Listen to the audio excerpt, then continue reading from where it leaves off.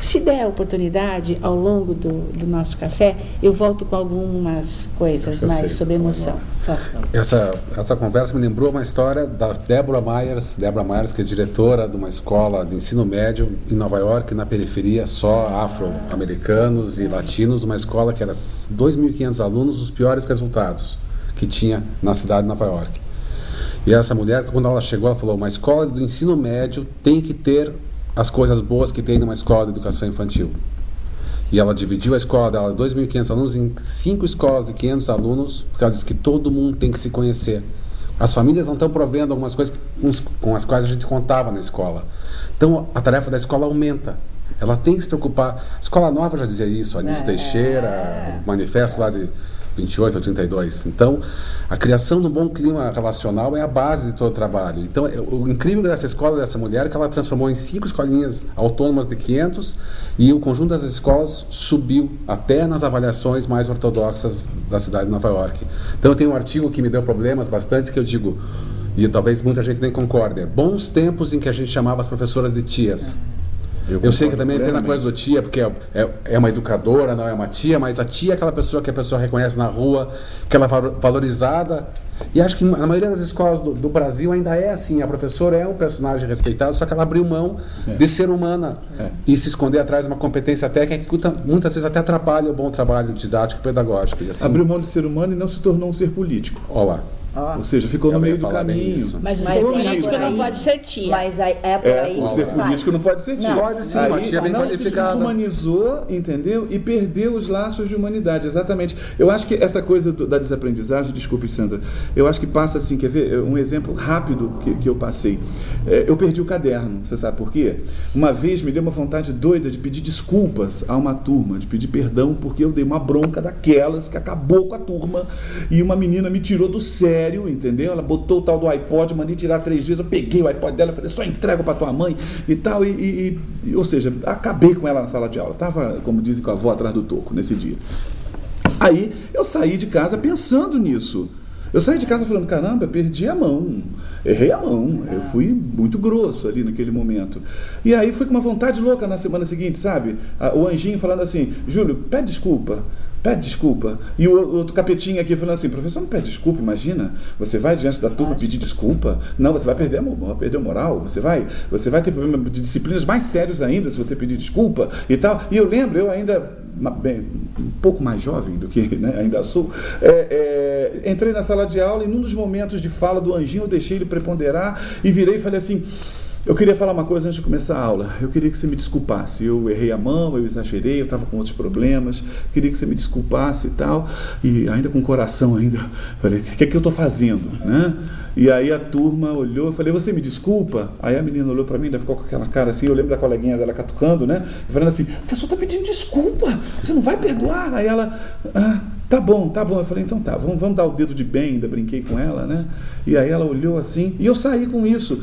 Não está escrito isso no caderno. Não está. É esse desaprendizagem. É essa desaprendizagem. E eu acho que o que você falou é fundamental. Porque eu acho que é essa desaprendizagem que vai fazer a gente construir climas emocionais cada vez mais saudáveis e propícios à aprendizagem. Tá. Então agora chegou a hora do Valon. Não chegou, Luca? Nós chegou. Amamos o Valon. Chegou a hora do Professora, intervalo. presta atenção.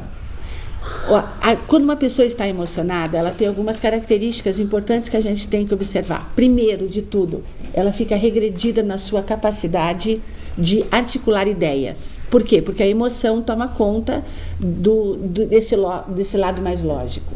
Então, a emoção é regressiva, é totalizadora. O que quer dizer totalizadora?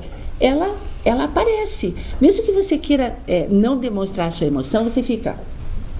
É como se fosse um mar de emoções que cobre as terrinhas da lógica. Ou você fica... Eu nunca me esqueço, um menino que disse assim para mim, para exemplificar esse totalizador. Hoje eu deixei minha professora louca. Eu perguntei para ele assim, como é que você soube que ela ficou louca? Ele disse assim, porque o pescoço dela ficou grosso. Quer dizer, o pescoço grosso é uma coisa de emoção mesmo, aquela coisa que vem. Então vamos lá, a emoção é regressiva, é totalizadora, ela é contagiosa.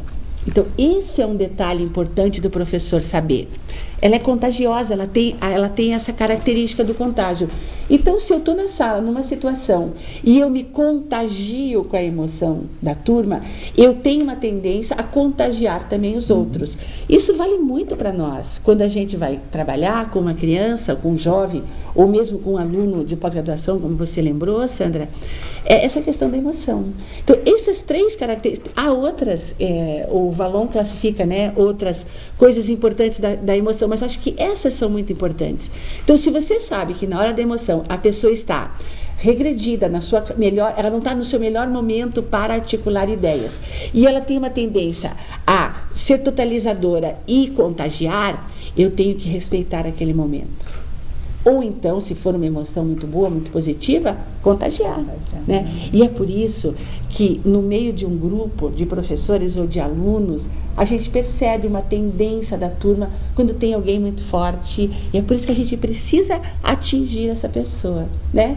Então, quando você conta assim, que você foi lá e pediu perdão à aluna e ela ficou assim, é porque você, na verdade, num outro momento, já não mais sob a égide da emoção, mas sob a égide do professor, né, que quer que quer se articular com essa aluna, você deixa a menina assim pensando, nossa, né, mas ele vai pedir desculpa para mim, está. Então a gente precisa lembrar disso. E isso é um convite à humanidade. Mas o professor pode se emocionar? Mas existe um ser humano que não se emocione?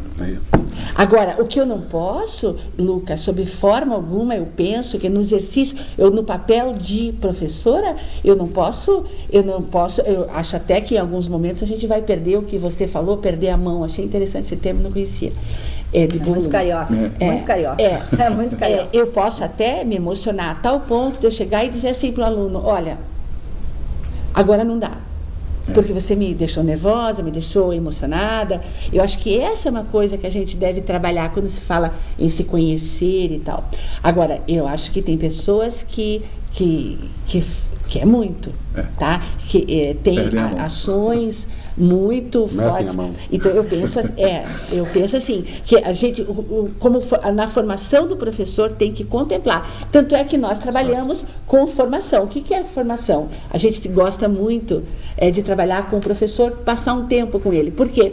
Porque a gente dá vivências, não é isso?